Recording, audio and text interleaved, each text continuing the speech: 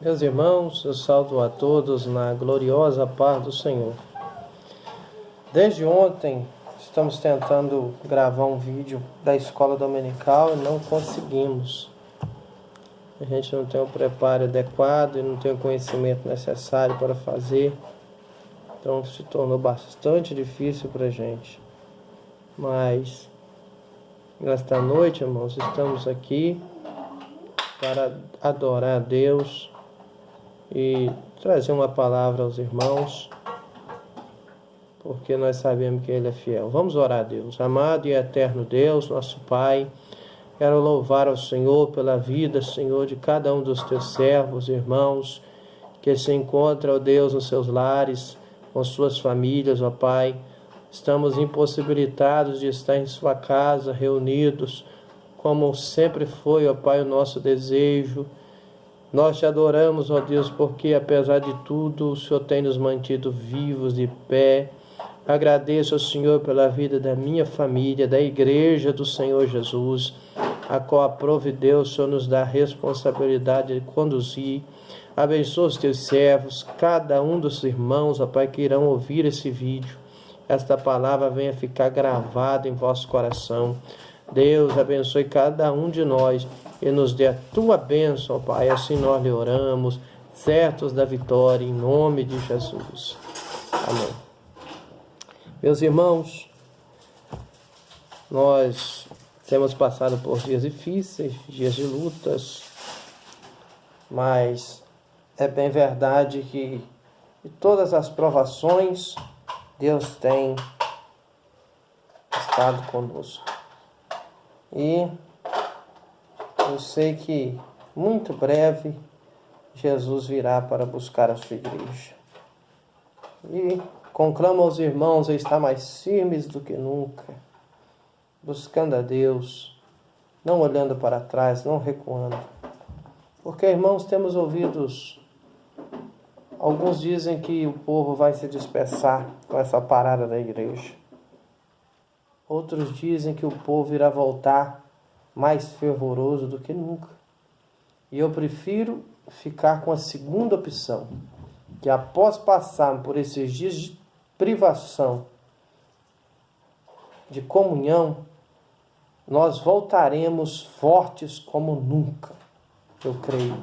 Porque nós não estamos, irmãos, recuando em fechar os locais de culto por causa de um ataque contra a igreja. Porque se fosse um ataque direto contra a igreja, certamente nós resistiríamos e não recuaríamos. Mas é um ataque contra todo o planeta Terra. O vírus está matando. Crentes, não crentes, rico, pobre, branco, preto, indouto, culto, todos estão sendo atingidos, sem distinção. Isso nos mostra, irmãos, que Jesus está permitindo um tempo de prova sobre os justos, para que aqueles que não estão preparados venham a se arrepender. E essa precisa ser nossa mensagem nos dias de hoje. Portanto, quero louvar a Deus pela vida de cada um dos irmãos e conclamar e pedir aos irmãos que nos apoiem e mantenha-se firme em nome de Jesus. Que muito em breve retornaremos mais fervorosos do que nunca à obra do Senhor. Mais fervorosos do que nunca. Quando essa tempestade passar, virá um tempo de grandes vitórias para nós. Em nome de Jesus. Se Jesus voltar, estaremos na glória, adorando ao Senhor para todo sempre. Irmãos, a lição de hoje de manhã, ela vai falar de Jesus, o homem perfeito.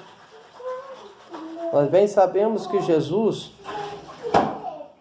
ele é 100% homem e 100% Deus. Ele veio como 100% homem e 100% Deus. O primeiro ponto da nossa lição é falar de Jesus, verdadeiro Deus. Vai falar da sua eternidade com o Pai. Jesus estava com o Pai desde a eternidade. Portanto, Jesus não fora criado como eu, você, os anjos, o mundo, o céu, a terra. Jesus é o Criador de todas as coisas. Ele é eterno. E a própria Bíblia diz no livro do profeta Isaías, capítulo 9, versículo 6, que Ele é o Pai da eternidade, Príncipe da paz. Então Ele é o Pai da eternidade. Então antes da eternidade Ele já existe. Na verdade, não podemos falar nem da existência de Deus, porque Ele é eterno, absoluto, Pai, formador da eternidade, não tem princípio e nem tem fim. Esse é o Jesus poderoso a qual nós servimos. Portanto, também o texto vem falar dos seus atributos como verdadeiro Deus. Jesus é a fonte da vida. Ele tem vida em si mesmo. Jesus disse no Evangelho de João, capítulo 14, versículo 6, eu sou o caminho, a verdade e a vida. Ninguém vem ao Pai a não ser por mim. Ele é a vida plena. Jesus é a vida. Portanto, podemos afirmar que sem Jesus não há vida. Ele é a vida. Glória a Deus por isso. Portanto, sendo Ele a vida, Ele venceu a morte. Ele foi o único por si mesmo a vencer a morte, pois a Bíblia diz que o salário do pecado é a morte. E Jesus jamais pecou. E tendo ele não cometido pecado, ele venceu a morte e está sentado à direita de Deus Pai. Portanto, ele é a própria vida. Sendo Deus de Deus, ele é imutável. Nosso Deus, ele é imutável. Jesus é imutável. A Bíblia diz na carta aos Hebreus que o nosso Deus é o mesmo ontem, hoje e sempre será eternamente. A Bíblia diz também que nele não há sombra de variação alguma. Ele é o mesmo. Jesus não muda. Nós mudamos, mas Deus, Jesus, ele não muda. Ele é imutável. Um dos atributos dele, imutável. Nada pode influenciá-lo, nada pode mudá-lo. Ele é o mesmo. Também destaca-se aqui pelo comentarista que ele é onipresente. Ele está aqui, ele está aí, ele está no Japão, Estados Unidos, Coreia, Polo Norte, Polo Sul. Ele está em todo o mundo ao mesmo tempo. Portanto, ele é onipresente. Por isso ele tem a capacidade de ouvir o meu clamor, o seu clamor, o clamor da igreja, dos aflitos, todos de uma só vez e atender todos de uma vez só. Na sua onipresença. Diferente do nosso adversário, que não tem esse poder. Ele não é onipresente. Mas Jesus Cristo, ele é onipresente. Está em todos os lugares. Ele também é onisciente. Sabe todas as coisas. Na sua onisciência, ele conhece passado, presente e futuro. Ele sabe de tudo o que aconteceu, o que acontece e o que irá acontecer. Nosso Deus jamais é pego de surpresa, porque ele está no controle de todo o universo. Além do mais, ele é onipotente, não pode ser vencido, porque todo poder nos céus e na terra acha-se em suas mãos. Ele é poderoso. Portanto, irmãos, eu lhe digo, não temas a nada. Não mostre o tamanho do seu problema para o seu Deus, mas mostre o tamanho do seu Deus para o seu problema. Não existe o impossível para Deus. Não existe causa que ele não resolva. Não existe problema que ele não consiga resolver. Ele é o Todo-Poderoso. Em nome de Jesus, ele lhe dará vitória. Nós cremos num Deus onipotente, poderoso, o Deus do impossível, que operou no passado, operou no presente, opera no futuro. dono de tudo, Rei Supremo, Senhor dos Exércitos, o Todo-Poderoso. Então não temas, porque Ele é fiel. Também é claro dizer que Ele se esvaziou da glória de sua divindade. Ele se esvaziou de sua glória, mas não de sua divindade. A Bíblia nos revela, o apóstolo Paulo escrevendo uma de suas cartas, ele nos diz que o Senhor desinfeitou a glória do Pai. Jesus desinfeitou a glória do Pai, se fez homem e habitou entre nós. Ele deixou o trono para vir habitar entre nós, para nos dar a salvação. Olha que coisa linda, irmãos. Imagine você sendo filho de um rei, você descer do trono ao lado de seu pai para morrer em favor de míseros pecadores. Você faria isso? Mas Jesus fez isso por nós. Sendo nós pecadores, falhos, miseráveis. Mas Ele veio e morreu por nós, sendo nós ainda pecadores. Destituiu-se da glória do Pai. Mas nunca deixou de ser Deus. 100% homem e 100% Deus. Destituiu da glória, fez-se servo, mas nunca deixou de ser Deus. Como eu sempre digo aos irmãos, Jesus jamais usou de sua divindade em benefício próprio, para vencer uma luta, para vencer uma tentação, para vencer uma prova, para proveitos de si mesmo. Jesus sempre usou o poder do Espírito Santo para operar os milagres, mas ele era 100% homem e 100% Deus, que isso fique evidente para nós.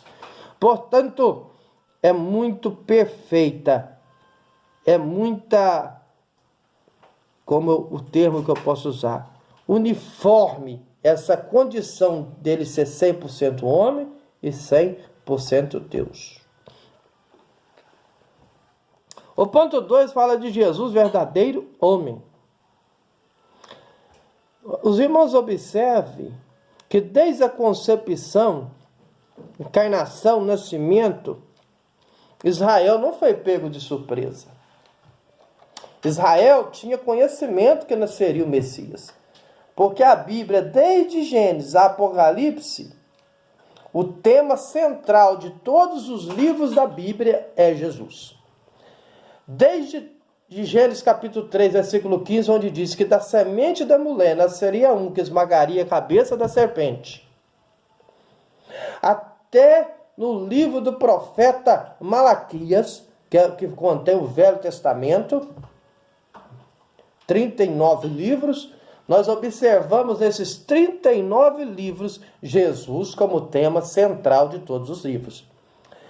Sendo que o profeta Isaías escreveu 66 capítulos, prefigurando os 66 livros da Bíblia, e sendo esse o profeta que mais falou acerca de Jesus. Ele profetizou o local de nascimento de Jesus, profetizou a morte de Jesus, profetizou acerca de tempos futuros que ainda hão de acontecer, como o milênio. Ele falou muito acerca do nascimento do Messias.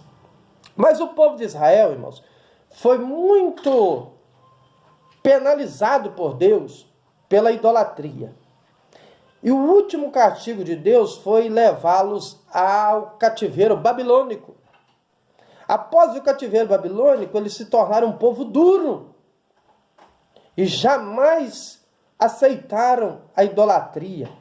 Por isso que antes de Jesus também surgiram falsos messias, tentando enganar o povo. Falsos messias já haviam surgido antes de Cristo.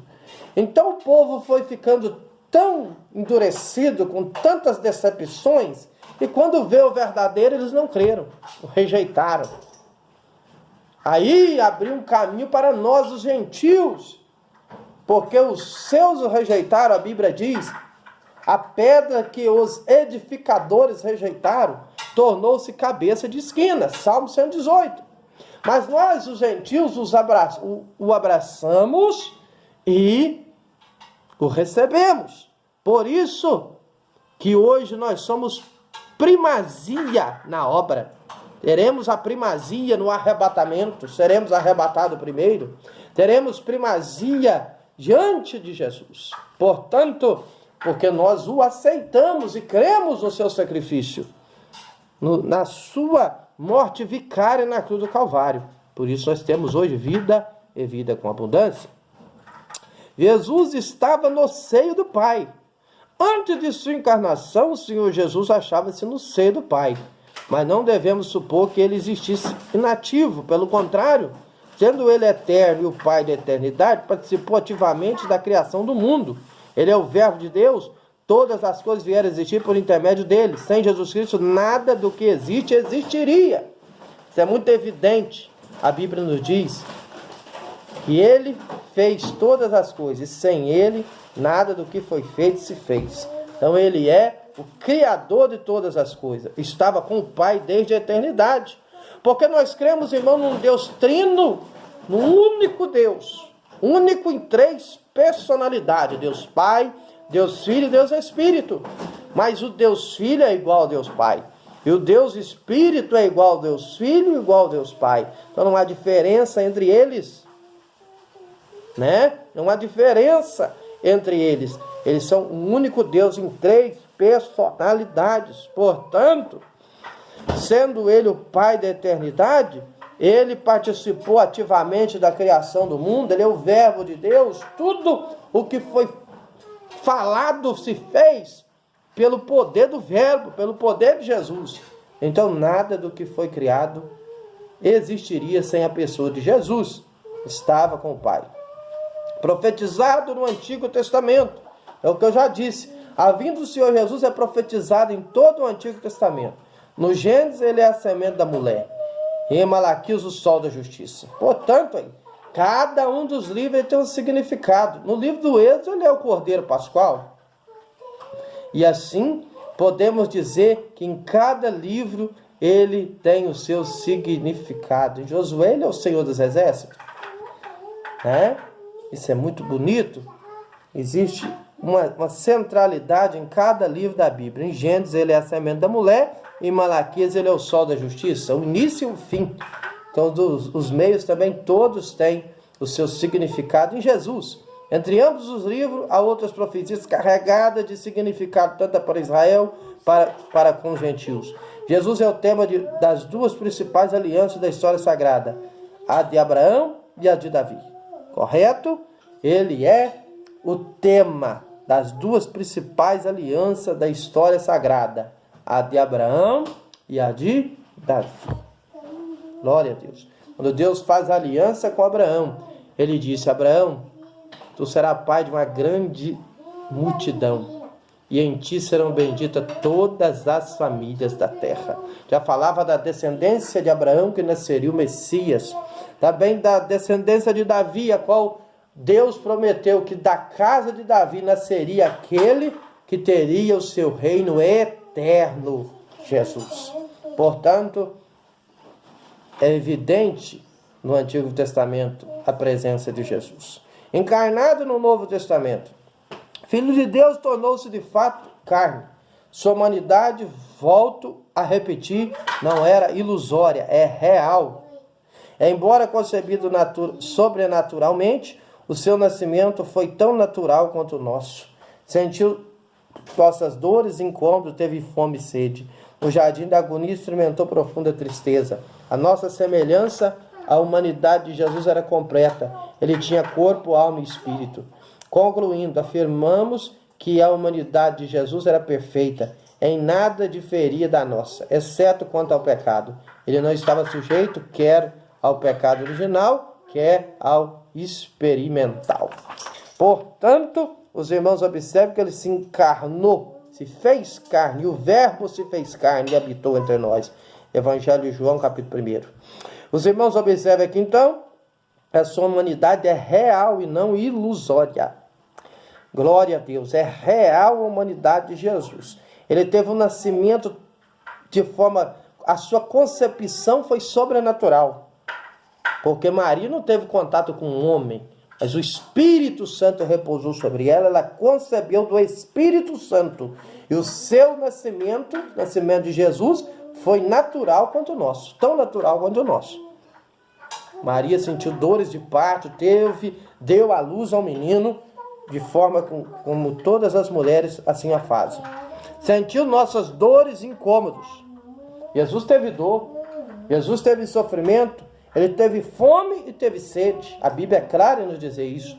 Quantas vezes, quando Jesus estava no deserto após a tentação, Satanás se apresentou e disse: tu tem fome, Jesus? Transforma essas pedras em pães. Jesus tinha fome. Jesus tinha sede, porque lá no capítulo 4 do Evangelho de João, ele chega à beira do poço e se cai e fala com a mulher samaritana: me dá água, porque tenho sede. Jesus tinha sede. Jesus sentia tristeza. Lá no jardim ele experimentou profunda agonia, profunda tristeza, quando estava aproximando a sua crucificação. E também Jesus, ele era completamente humano, tinha corpo, alma e espírito. Corpo, alma e espírito. Isso aí sem sombra de dúvida. Concluindo, afirmamos que a humanidade de Jesus era perfeita, em nada diferia da nota, exceto quanto ao pecado. Aí está a diferença. Estava sujeito às mesmas paixões, às mesmas tentações, mas jamais pecou. Essa é a diferença da humanidade de Jesus e para nós. Ele nunca pecou. Se nós não pecássemos, irmãos, a nossa vida seria muito melhor. Se nós não falhássemos, não teríamos consequências tão duras. Jesus se fez pecado por nós. Aí você pensa assim: então Jesus sofreu tanto por quê, né? O irmão fala que se a gente pecar, a gente vai sofrer. Então Jesus certamente sofreu tanto porque pecou também não. Ele se fez pecado por nós. Jesus sofreu tanto por causa do meu e do seu pecado. Ele levou sobre si as nossas enfermidades. O castigo que nos traz a paz estava sobre ele, e sobre as suas pisaduras somos sarados. Isaías capítulo 53, versículo 4. Portanto, ele se fez pecado por nós. Tanto é que o Pai ficou de costas quando ele estava sendo crucificado. Porque o pecado causa separação entre Deus e o homem. E Jesus se fez maldito por nós.